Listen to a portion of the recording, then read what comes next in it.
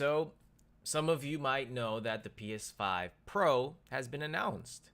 And first off, I just want you guys to check out my shirt. Look at that. Look at that. Classic PlayStation, where all the great memories were made. And the PlayStation 2, where memories solidified. And then it's just kind of started weaning down at the PS3. And then the PS4 was great. And now we're at the PS5, which is a big for me. It's like, so I think, and this is honest. I'm going to be honest here. I prefer Xbox, but lately with how Xbox is dealing with their stuff, maybe just go to PC altogether because I'm done with the headache, And then when I tasted that PC water, I got addicted. It has everything. It has all the games that I would want as a gamer. I love JRPGs, and on Steam you get everything. So I can play it on a Steam Deck or on my 4K TV with my PC. And you get all these other games that don't come out on the PlayStation 5 and that don't come out on the Xbox Series X. So with that aside, I do have to say I like the PS5 Pro. I like it. I think it's cool because they're using AI. I think that's a big factor that really caught me off guard. I thought we were gonna be faster this, faster that, faster SSD loading, but what they were really concentrating on, with Mark Cerny, what he was concentrating on, which is something that a lot of console gamers have been dealing with these modern games, is frame rate issues. Running games at 30 frames per second. It's just not acceptable in 2024. I'm sorry, it's just not. So I guess the PlayStation 5 Pro remedies that because you're now able to play Fidelity in 60 frames per second because of their AI upscaler, which is really cool. It's called the PlayStation Spectral Super Resolution. I think it's a stupid name, but I guess they're trying to make something similar to DSSLR or DLSR, whatever that's called. I always mix up those letters, but yeah, there's DLSSR on PC, which is from NVIDIA, does something similar, and then we have AMD's FSR. So I guess they're having their own proprietary upscaler. I'm wondering if they use the chips from NVIDIA though, or AMD. Either way, that's pretty cool, because from what I saw, it looked great. If you guys want to see, jump in with me here and kind of take a look on the big three. I'm just gonna jump to it when he talks about the big three, which is the bigger GPU and upscaler. More responsive gameplay. This is the big three showing their value. As you've been seeing, machine learning via the PSSR library is being used quite broadly to add pixel detail and boost frame rate. But there are as many approaches as there are game engines. The increase in raw GPU power is being especially effective for Horizon Forbidden West. Apart from the Yeah, so it's pretty cool. It's really, really cool. So if you guys missed it, let's watch it from the beginning. Advances gaming technology. But first, I want to take just a minute to look at what we put in the original PlayStation 5 and how it delivers an exceptional gaming experience. When PS5 debuted in 2020, it brought a lot to the table. 8 Zen 2 CPU cores form the brains of PlayStation 5 and enable high-speed complex gameplay, with character counts reaching into the hundreds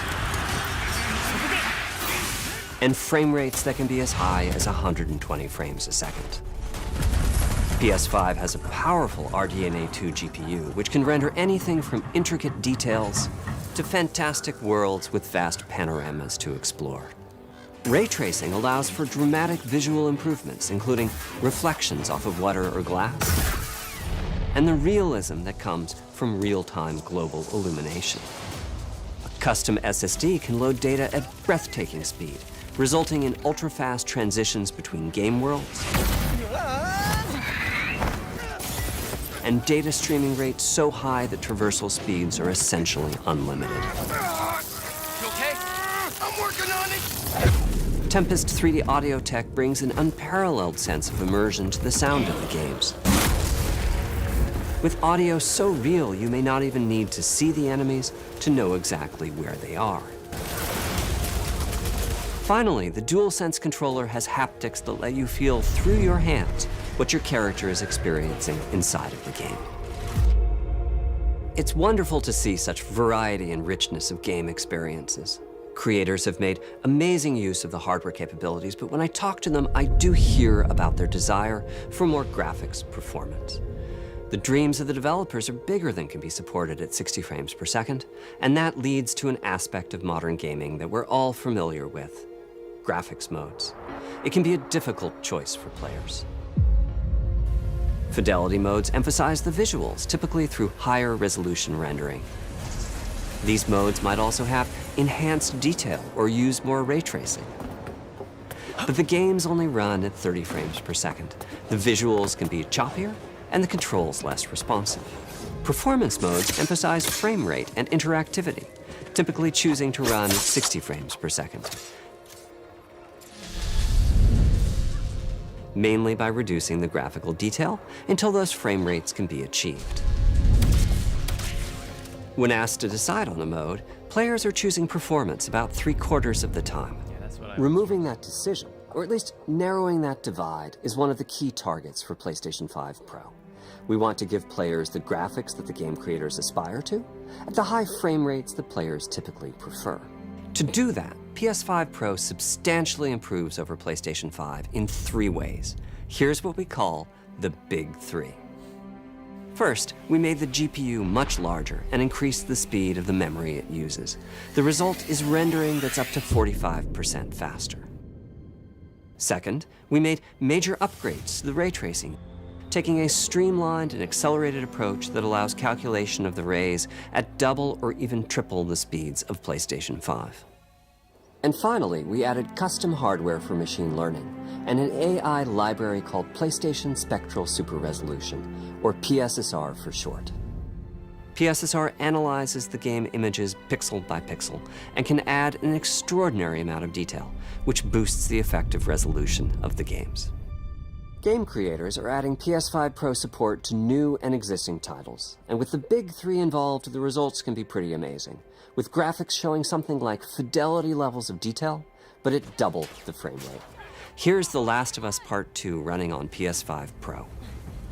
It has huge amounts of detail and targets a super smooth 60 frames per second. Let's compare this to the Fidelity mode on PS5, which is only running at 30 frames per second and is therefore much choppier. Don't stop! We gotta lose.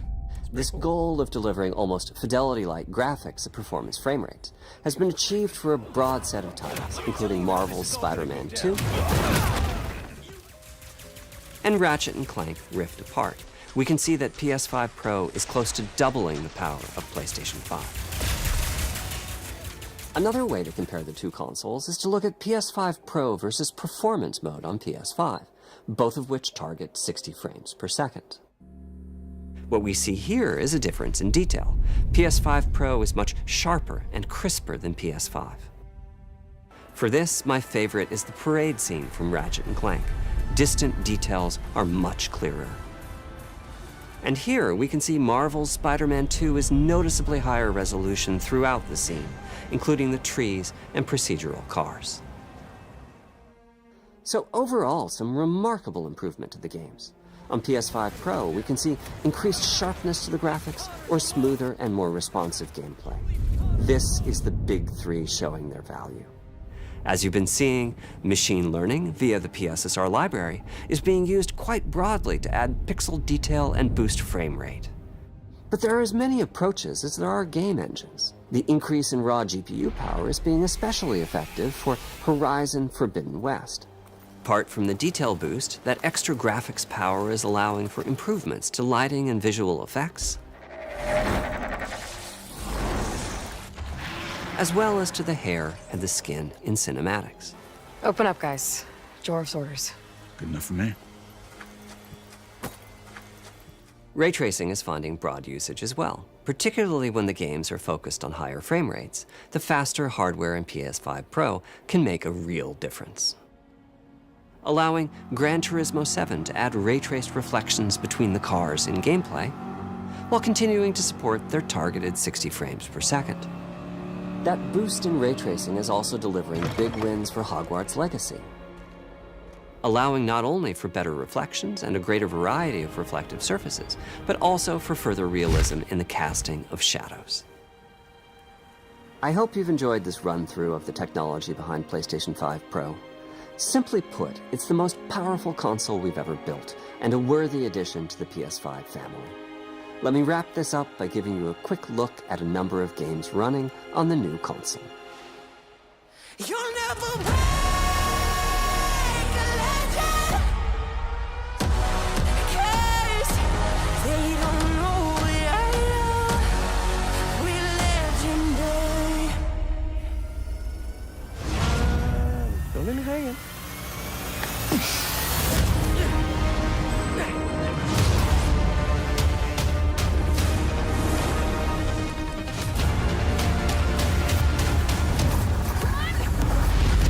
Close your eyes. It'll be worth it. Okay.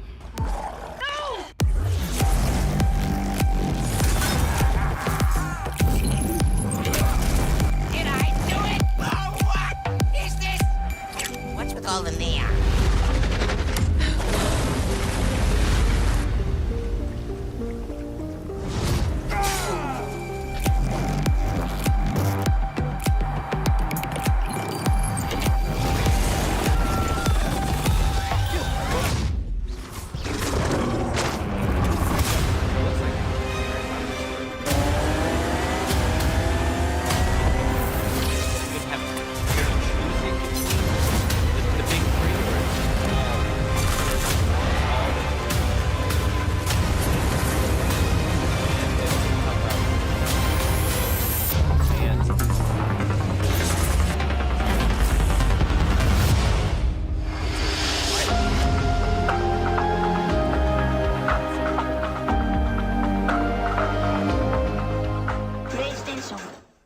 I think a lot of people would just probably be selling their originals in order to upgrade. That's a pretty hefty price, but it is cool.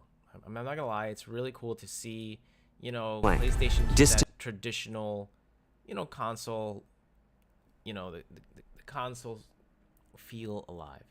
So I can appreciate that from PlayStation.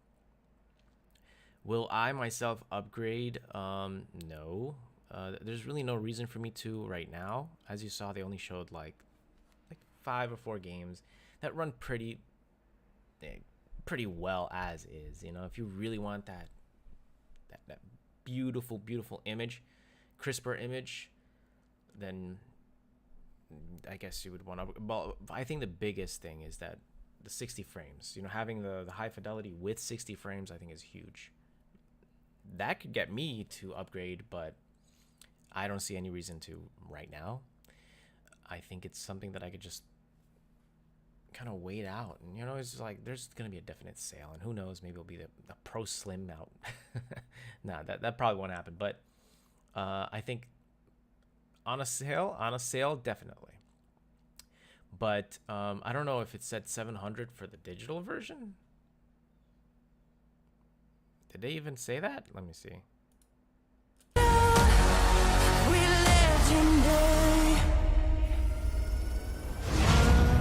Don't let me hang.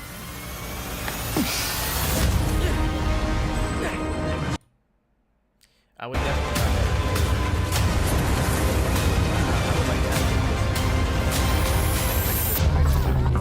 Well, for PlayStation 5, I'm gonna be honest with you, I only have like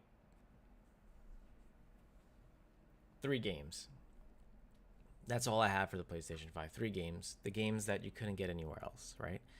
Spider-Man 2. Actually 4. Because Spider-Man 2 is digital. I don't have it physically. Because I got the collector's edition. So, Spider-Man 2, Final Fantasy 7 Rebirth, Final Fantasy 16, and Spider-Man Miles Morales. Those are the only... I'm not even kidding. Those are the only 4 games that I have. And most of those are going to come out on PC anyway.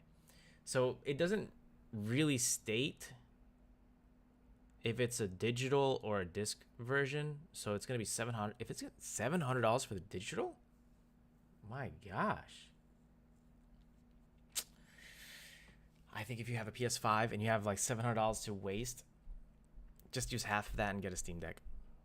That's it, and use the rest for games or whatever. If you want to like have something for PC, and you can't, or buy a freaking PC for the $700, you know, and you'll have more value, more options, and it won't just be a video game console. It would also be a workstation, you know. But I understand.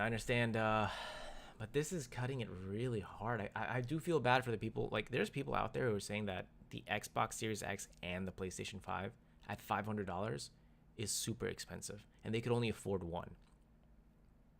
So imagine now you have the Pro for $700. Those people that have the PS5 and Xbox Series X are not going to upgrade unless they probably sell their console with games, which is kind of weird, because then you're gonna have to buy the games again if you're upgrading. So that is a really hefty price. Super surprising. I remember back then the PlayStation 3, when it got announced at like $600, that was crazy. So it's gonna be interesting to see. I'm gonna be completely honest with you. I don't think this is gonna sell that much. I think this is just for the enthusiasts. You know, if you're a regular family with kids or whatever that want to buy a PlayStation 5 this holiday, they're not getting the PS5 Pro. They're not getting the Pro. They're probably going to get just a discounted Slim and call it a day. This is for the enthusiasts. And how many enthusiasts are there, you know? If you want to, like, say the people who bought the PlayStation Portal were enthusiasts, there's no numbers that are out yet, but it was like 3%. 3% of the 60 to 65 million bought the Portal. So I would imagine more would buy the Pro, because there's probably more enthusiasts out there that would like to have the Pro, you know. But even me, you know, I love collecting consoles. I do prefer the Xbox, but obviously now the Xbox is just, they don't really compete in the console market as well as you would like them to. So it's like, there's no point really. That's why I just moved to PC. Everything is there, and it's just more intuitive, and having the Steam Deck just changed the game for me. But even myself, as someone who loves to collect consoles, and I will buy the Pro sometime in the future, but when it's on sale, I'm not gonna buy it now. I'm not gonna drop $700 to keep something in a box, right? My PS5 collects dust, and I'm gonna be completely honest. I'm not saying this because, console warring or whatever. I do like PlayStation. I love PlayStation. I just don't like its hardcore fan base. You know, the fanboys who attack you for just saying you prefer Xbox or whatever, and sharing or criticizing their console, right? But I will get it in the future, just to collect and to have. And who knows, maybe there'll be some games out there that I would really love to play on the PS5 Pro. But with everything now coming out on PC and the lines being blurred, I really see no use. And I'm being completely honest. You know, I'm going to be even honest to the point where if Xbox Series X announced the Pro version, I wouldn't see a use or reason for that either. I mean, I'm being completely honest. These things are getting too expensive. People don't have the money. And we could be in a recession or a crash at any moment in this economy. It's just, things are just not like they used to be, you know. So even if Xbox had their own Pro version, I would not. Handheld, yes, maybe I could do that if it runs, you know, a PC mode, like the Steam Deck, because there's just more you can do on that handheld, and you know, when you're out and about, whatever. But I do appreciate that PlayStation is trying to keep that console vibe from back in the day alive. I gotta commend them for that. As someone like myself who's grew up in that world, that's really cool to see, and I champion that. But in all honesty, I don't think it's something that's gonna last. I think we're gonna start seeing the lines being blurred, where if people stop buying these because they're getting expensive, what's the next step, right? I'm really interested to see. I really, really am interested to see how well this sells, because it's going to be a great indicator for the future of consoles. because let's be real, PlayStation 5 is super popular, more popular than Xbox ever will be. And that's the truth, you know, and I prefer Xbox. I love the Xbox because it's a lot of beautiful memories with that. I have memories with the PlayStation also, you know, but they were with the PlayStation 2 and the PlayStation 1 and the PlayStation 3 somewhat. PlayStation 4, not so much because I bought that myself, which felt great. It was the first, you know, it was the first, I got my first credit card around that time, and it was my first purchase on my credit card. And they had like a promotional deal. Like I got the credit card, it was from Discover. If you spend $500 within the first month of getting your credit card, you get $200 back. So I bought, you know, the PlayStation with controllers and games, and I got $200 back, and it was cool. I felt really good. I felt like a bandit around that time. But you know, the reason why I find more nostalgia, obviously, with my older consoles is because when my parents bought it, is when my parents were around and all that. So I, you know, like I said, you know, I prefer the Xbox, but I don't wish for another company to fail. I just like to see the fanboys squirm. That's all it is, really. I don't like to see developers get hurt. I don't like to see something like this that people work hard on fail. So it would be interesting though, because what I would prefer is that a lot of people buy this, so this way it kind of sends off a great, you know, outlook for the future. But like I said, if the PlayStation 5 is super popular around the world, Xbox is not. So if the PS5 Pro doesn't sell, right, and the sales are abysmal and they're very low, that's going to be a huge problem.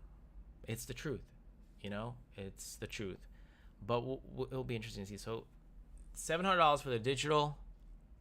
Does that mean if I wanted to get the disc version, I would have to buy an $80 upgrade, so it would be $780? Or is it going to be $750 for the disc drive version? Either way, super expensive, you know. I'm fortunate enough where I could afford this, but that's the thing, you know. I don't want to spend money on things I don't need, especially in this economy, right? Like I said, even if they had an Xbox Series Pro, there's no reason for me to spend money on that either, when the games are already coming out on PC and in incredible fidelity and a lot more options. So yeah, really, really interesting. Anyway, thank you guys so much for watching. I'm gonna head out now, get some things done. You know, I don't like spending too much time on these because I get bored. Anyway, thank you guys so much for watching, and let's see how it turns out.